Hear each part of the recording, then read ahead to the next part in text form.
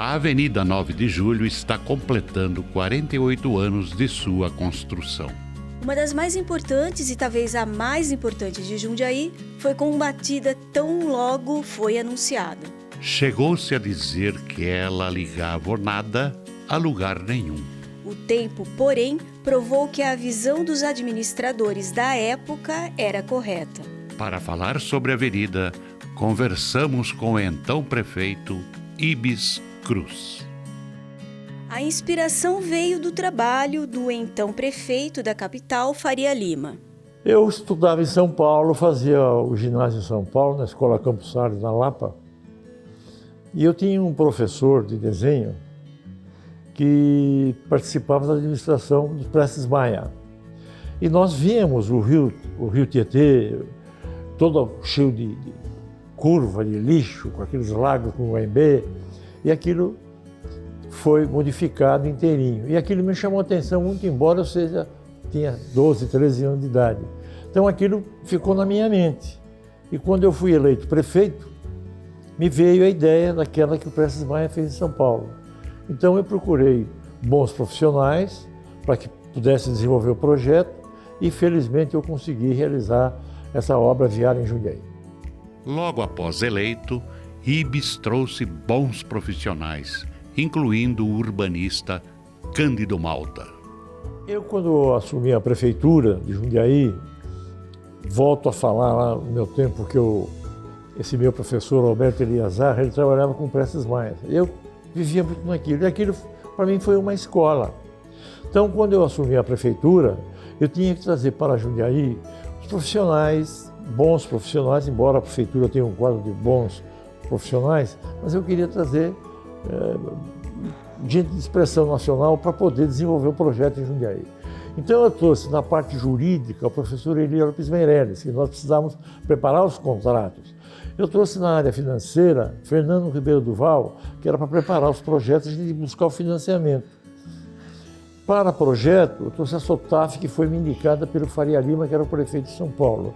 E parte do urbanista Cândido Malta Campos Filho, que eu não conhecia, informações que eu tive, um grande urbanista, ele que fez então o planejamento de toda a parte urbanística de Jundiaí, que agora, há uns meses atrás, eu até encaminhei para o atual prefeito de Jundiaí, o Luiz Fernando, todos esses projetos que têm um valor para Jundiaí, que não é meu, é do município.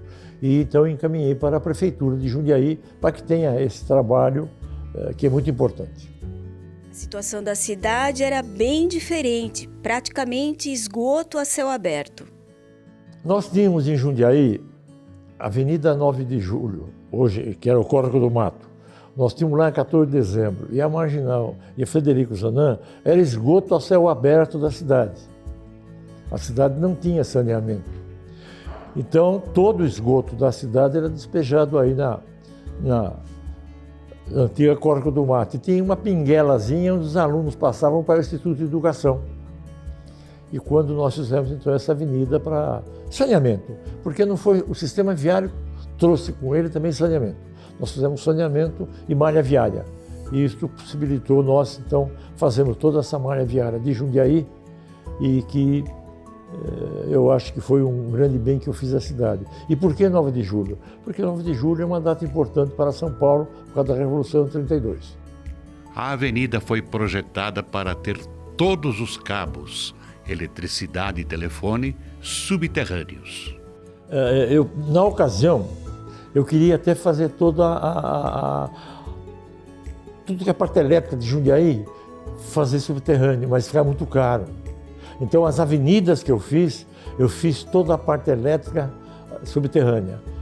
Não tem nada exposto, porque realmente é muito importante para a cidade. Mas volto a dizer, para fazer em toda a cidade é muito caro, não tinha condição de fazer isso. Então, nas avenidas que eu fiz, é tudo subterrâneo. Mas, ao ser anunciada, a avenida passou a ser criticada. O Araquém Martinho, que eu admiro, é meu amigo, ele fez um artigo, Avenida 9 de Julho, avenida que vai do nada ao nada. Eu acho que a pessoa tem que ter visão.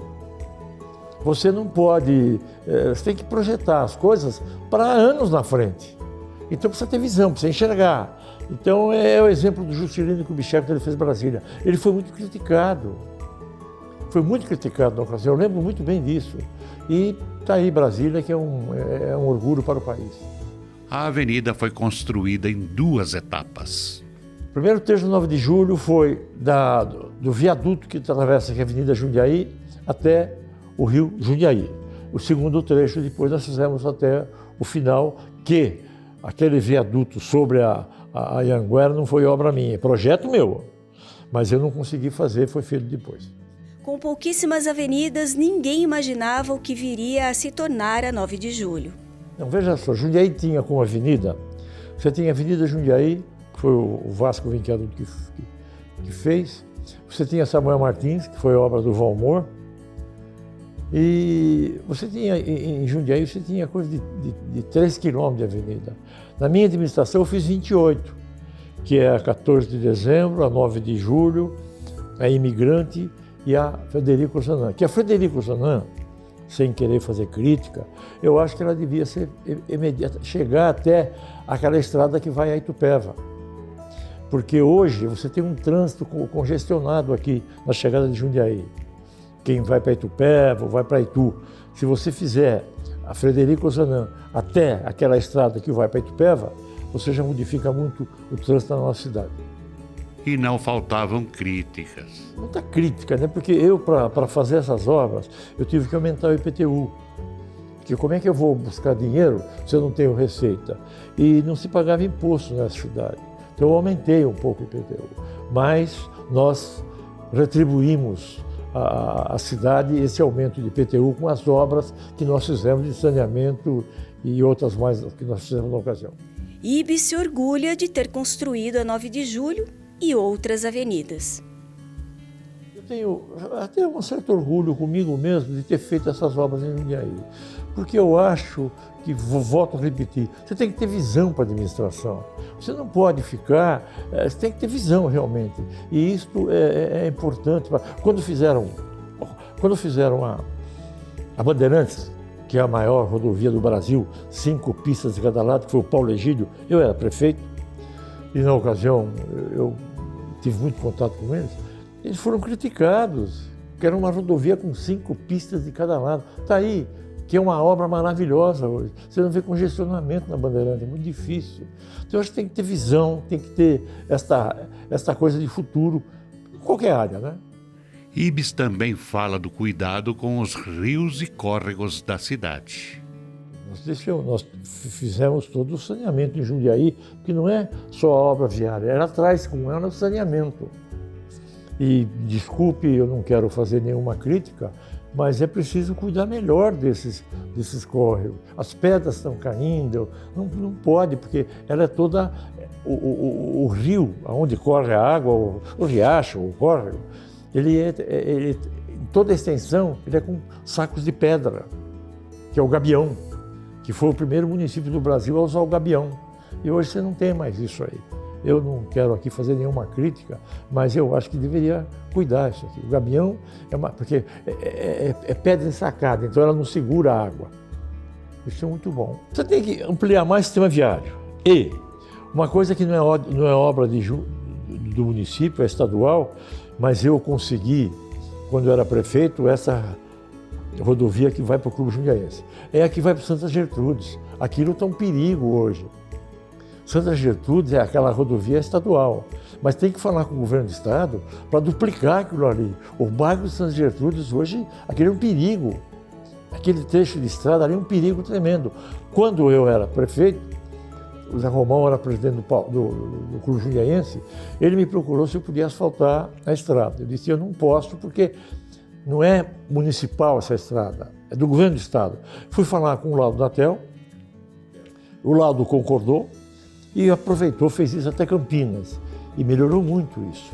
Então eu acho que aquela obra é muito importante, porque realmente o Santa Gertrudes está mal servido por rodovia, e você precisa melhorar aquilo ali. Há 48 anos, Ibis já imaginava que a avenida seria importante para a vida da cidade.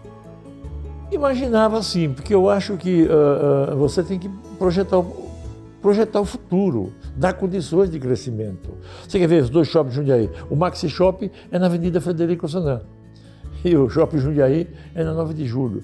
Então você traz modernidade à cidade, você traz avanço à cidade. Eu acho muito importante isso. Sabe, eu sempre acompanhei muito a administração pública.